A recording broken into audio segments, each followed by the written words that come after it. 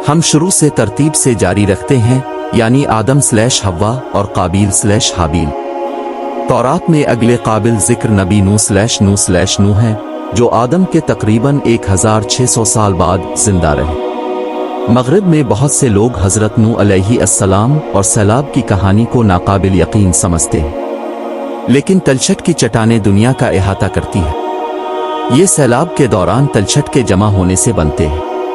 तो हमारे पास इस सैलाब के जिस्मानी सबूत मौजूद हैं, लेकिन नूह की कौन सी निशानी थी जिस पर हमें तवज्जो देनी चाहिए?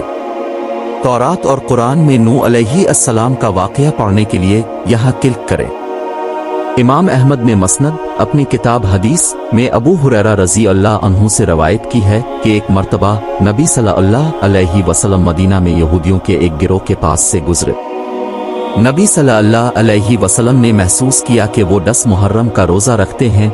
अब सल्लल्लाहु अलैहि वसल्लम ने फरमाया, तुम इस दिन रोज़ा क्यों रखते हो? उन्होंने कहा कि ये वो दिन था जब अल्लाह ताला ने हज़रत मूसा अलैहिस्सलाम और बनी इसराइल को फ़िरौन से निजात दिलाई थी, जो इस दिन डूब गए थे। ये वो दिन था जब हज़रत नूह अलैहिस्सलाम की कुश्ती को अलजद्दी पर उतरी थी। नूह और मूसा ने इस दिन का रोज़ा खुदा की शुक्रगुजारी की अलामत के तौर पर रखा। फिर अब सल्लल्लाहु अलैहि वसल्लम ने फरमाया, मैं इस दिन रोज़ा रखने वाला हूँ, और अपने पैरोकारों से कहा कि 10 मुहर्रम का रोज़ा भी रखें। उसने इस दिन रोज़ा रखने की वजह यह कहकर बयान की कि जिसका मतलब है हमें तुमसे ज़्यादा मूसा पर फौकियत हासिल है।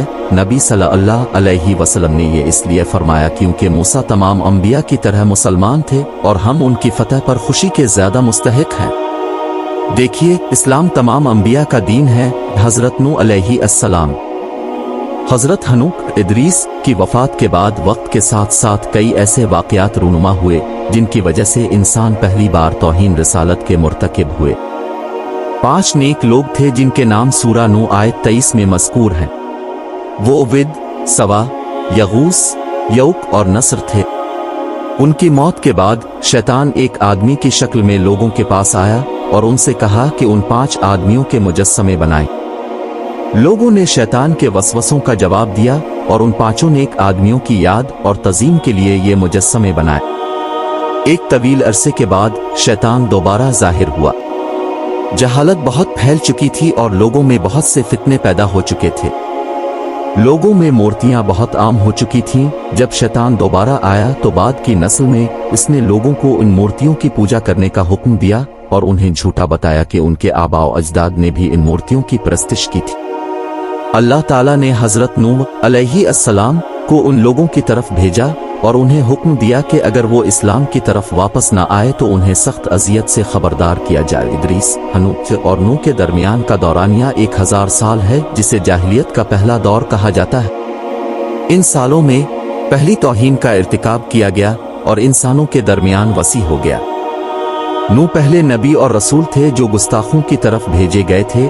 हज़रत नूह अलैहिस्सलाम ने अपनी कौम से कहा कि मेरी कौम अल्लाह की इबादत करो क्योंकि वही इबादत का मुस्तहिक है। अब सल्लल्लाहु अलैहि वसल्लम ने फरमाया, अगर तुमने तौबा ना की और कुफ्र को तर्क न किया तो इस दिन का इंतज़ार करो जिसमें तुम पर सख्त अजाब आएगा। वो उन्हें मुसलसल मुसलमान होने के अजीम इनामात की याद दिलाते रहे। बदकिस्मती से अक्सर लोगों ने उनकी दावत पर लब्बैक नहीं कहा और निजता इस्लाम की तरफ वापस नहीं आए। हज़रत नूह ने 950 साल लोगों को इस्लाम की तरफ लौटने की दावत देते हुए गुजारे। सिर्फ 80 के करीब हज़रत नूह पर ईमान लाए थे। लोग हज़रत नूह के साथ बहुत सख्त थे और उनको बहुत नुकसान पहुंचाया। वो इतने बदतमीज थे कि उन्होंने एक बार उसका गला घोंटने की कोशिश की, यहाँ तक कि वो बेहोश हो गया। हर सदी ने हज़रत नूह और उनके पैरोकारों से पिछली सदी से ज़्यादा दुश्मनी का मुजाहिरा किया। हज़रत नूह अलैहिस्सलाम ने अपनी कौम से कहा, मेरा काम पैगाम पहुंचाना है, लेकिन अल्लाह ही है जो लोगों के दिलों में हिदायत पैदा करता है। हज़रत नूह मायूस नहीं हुए, हालांकि सिर्फ चंद लोगों ने उनकी पुकार पर लब्बैक कहा। लेकिन जब अल्लाह ताला ने हज़रत नूह अलैहिस्सलाम पर वही की कि उनकी कौम में से कोई भी ईमान नहीं लाएगा, तो उसने अल्लाह से दुआ की कि वो उन तमाम लोगों को हलाक कर दे जो ईमान नहीं लाए। एक दुआ अल्लाह की तरफ से पूरी हुई। खुदा ने हज़रत नूह को एक कश्ती बनाने का हुक्म दिया। हज़रत नूह ने इस कश्ती के लिए लकड़ी, तारकोल और लोहा इकट्ठा किया। लोगों ने हजरत नूह को खुश्क जमीन पर और पानी से दूर कुश्ती बनाने का मजाक उड़ाया। खुदा ने नूह को हुक्म दिया कि जब वो कोई निशान देखे तो कुश्ती को लोड करना शुरू कर दे।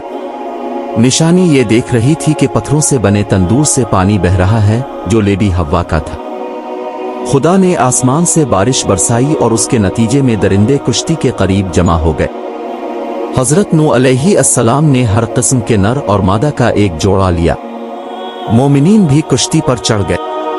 जमीन से पानी बड़ी मिकदार में निकला जिसकी वजह से कुश्ती बुलंद हुई। बारिश पहाड़ों की तरह बड़े पैमाने पर गिरती थी जैसा कि कुरान में बयान किया गया है। 6 माह के बाद बारिश रुक गई और जमीन पानी को निगलने लगी, जिसके बाद कुश्ती इराक में को अलजोदी पर ठहर गई। खुदा ने हजरत नूह और उनके मानने वालों की हिफाजत की और गुस्ताखों को सजा दी।